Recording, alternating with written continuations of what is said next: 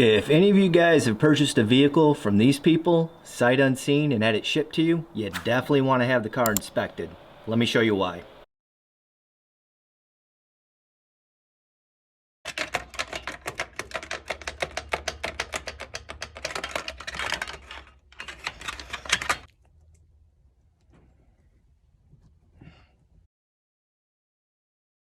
So I parked my wife's car underneath the Hellcat. I got a lift and we park it right under, and I noticed this.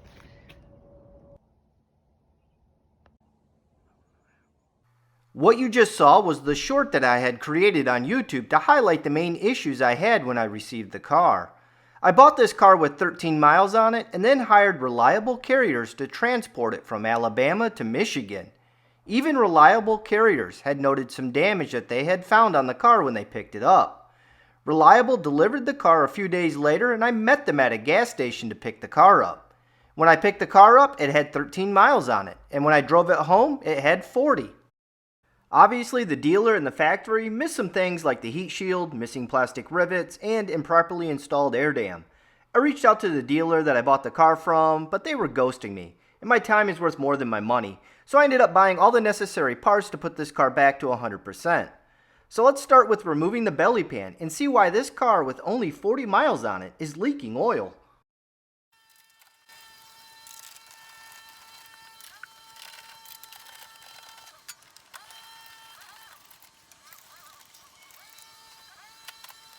So I got the belly pan removed, and it looks like the drain bolt to the oil pan is loose. I don't know if you could see that, but we've got some oil kind of seeping through there.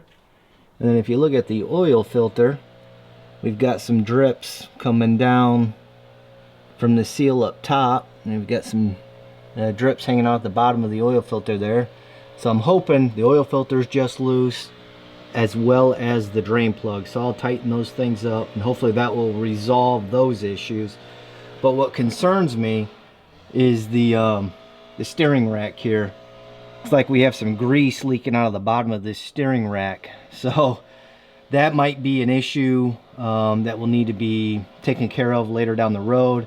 I'm going to monitor the situation for now, but to be honest, I'm appalled by the level of quality on a car that only has 40 miles on it right now. I mean, this is uncalled for. It really is.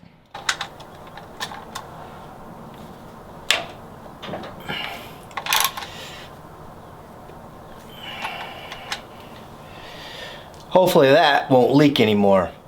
Now let's tighten up the oil filter.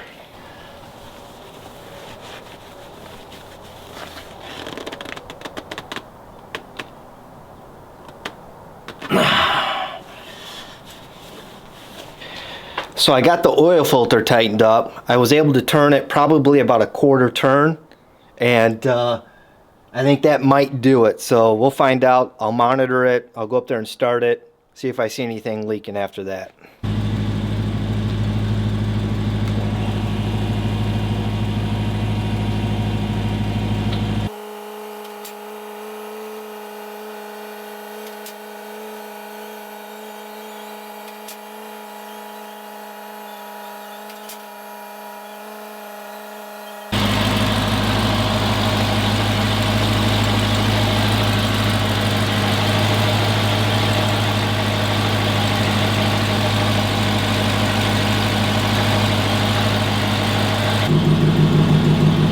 I think I got the oil leaks resolved. I'm not seeing any type of leaking around the oil pan drain bolt or the oil filter itself. Car's been running about 10 minutes now on the lift, and I'm not seeing any type of seepage whatsoever. So I think we have that problem taken care of. It was just poor workmanship at the factory when they installed those items. Someone must have not have tightened them up tight enough. So thankfully that's resolved. So I got the oil drain bolt tightened up, and I also have the oil filter tightened up. Now let's look at this front air dam and see what's going on there.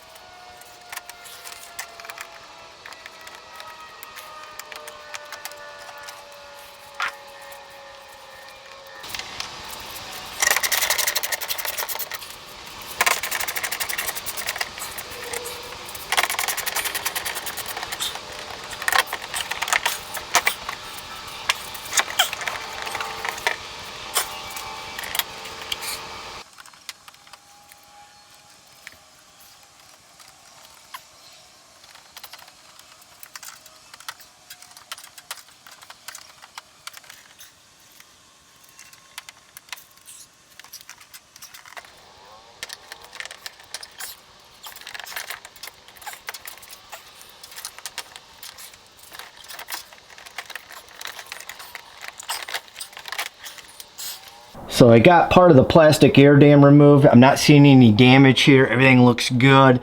Looks like the majority of the problem with that plastic air dam, with its missing rivets and it all being bent down, was they just didn't install it properly at the factory. And I'll show you.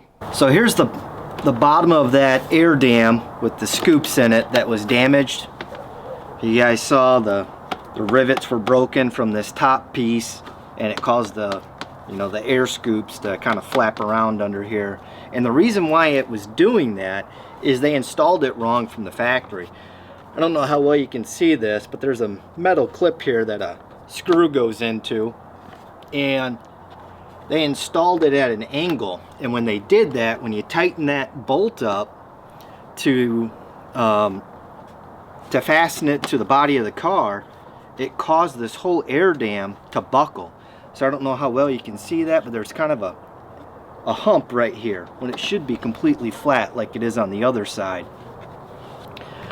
So when this top piece buckled, it caused the rivets to the air dam underneath here to snap off and break.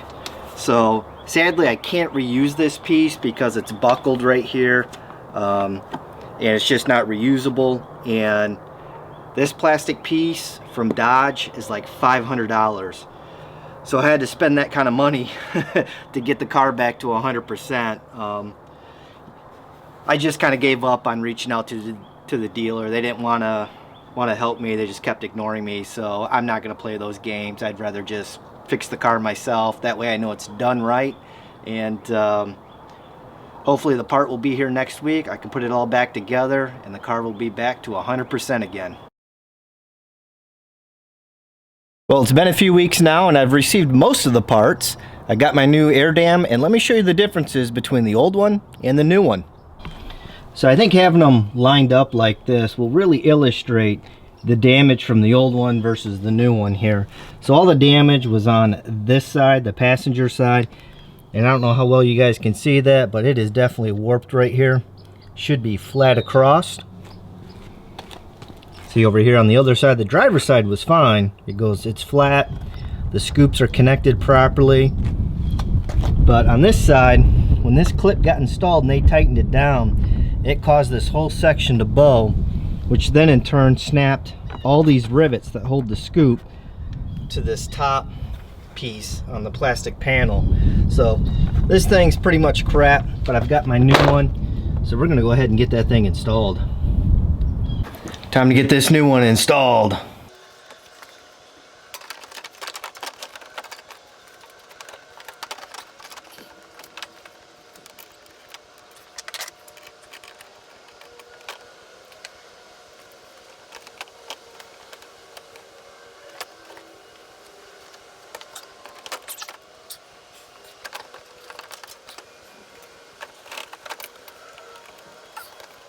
I'm taking my time to make sure that I line everything up perfect, because I don't want anything to happen like it did last time and it causes this section to bow or anything like that. So what I just did is I temporarily installed some rivets, the plastic rivets that hold the back portion of this air dam on, so that way I can get everything nice and perfectly lined up here on front.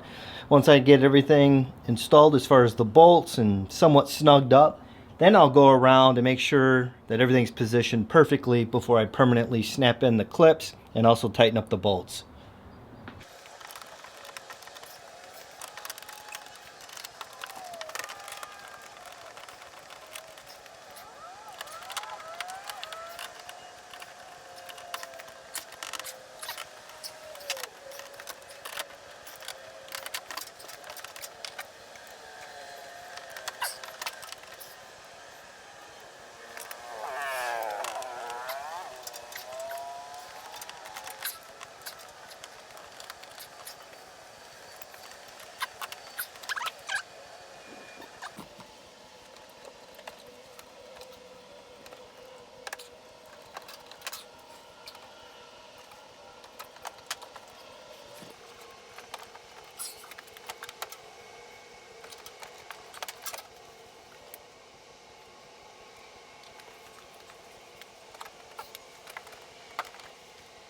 I just about got everything all finished up.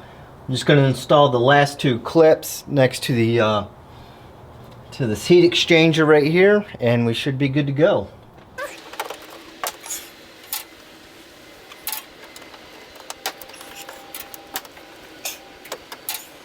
Okay, all the plastic clips are snapped in and into place. So now I'm going to go up front and just tighten up those small bolts.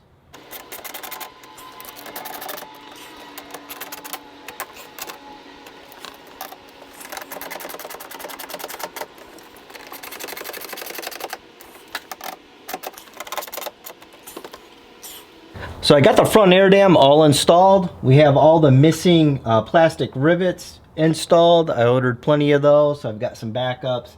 Everything's good to go. So we had missing rivets on either side of these heat exchangers. There's like a couple of them missing. They must have just got, they forgot to install them at the factory. So the next thing I'm going to do is I'm going to install this plastic belly pan for the oil pan. And as you can see, it's been leaking oil because we found that the drain plug and plus the oil filter were loose. So it's kind of nasty right here. I'm going to give it a quick bath and then we'll install it. Got the belly pan all clean, so now I'm ready to install it.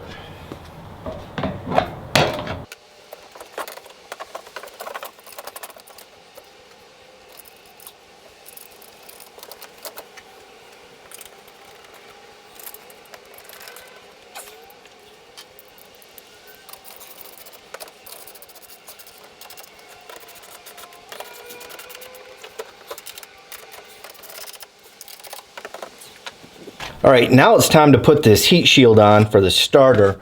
When I received the car, this was just loosely placed up there. They actually put the cart before the horse because the bolts and washers are up there, but they didn't fasten it to the heat shield. So I'm gonna go ahead and fix that situation now.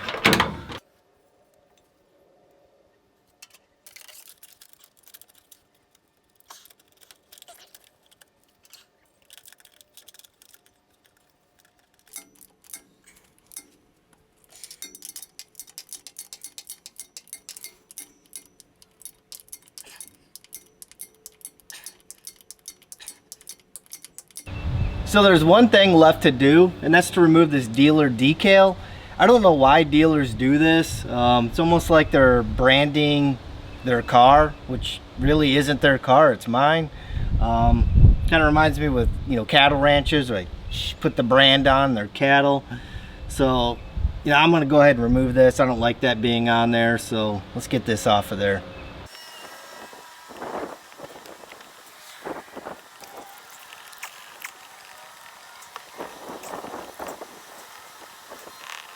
All right, got the branding off the back of the car, and that looks 100 times better.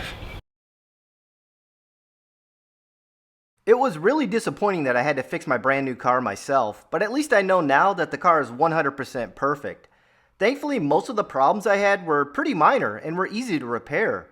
If you have a Last Call Edition Hellcat, you might want to put it on the lift and give it a quick once-over, especially if it's leaking oil like mine was. Yikes. Even though my car had a few teething problems when it arrived, I'm not going to let it ruin my ownership experience. Would I buy another $100,000 Dodge brand new? Probably not. I would rather buy used and let the first owner deal with the horrific buying experience and shenanigans. In my opinion, the Hellcat is one of the coolest cars that has ever been released. This car is insanely fun to drive, has enormous power, and the handling reminds me a lot like a bull in a china cabinet. It really is a car you have to respect or it will bite you. One of the main reasons why I purchased the Hellcat was because I think this will be one of the last times I'll have the opportunity to buy a car as crazy as this. Now, I'm not trying to get political, but there is a certain party that hates fossil fuels and is incentivizing consumers to purchase EVs. Because of this, I think cars like the Hellcat, well, their days are numbered. It's getting to the point that meeting emissions compliance for these big horsepower V8s is getting too tough. So if you have a fear of missing out like I did, now's the time to pull the trigger before they're gone forever. If you'd like to follow me on this Purple Cat ownership journey, then make sure to subscribe. I'll be doing several maintenance DIY videos as well as bringing this cat to the drag strip. If any of you have some recommendations on a good set of drag wheels and tires, I'm all ears. So long and happy wrenching.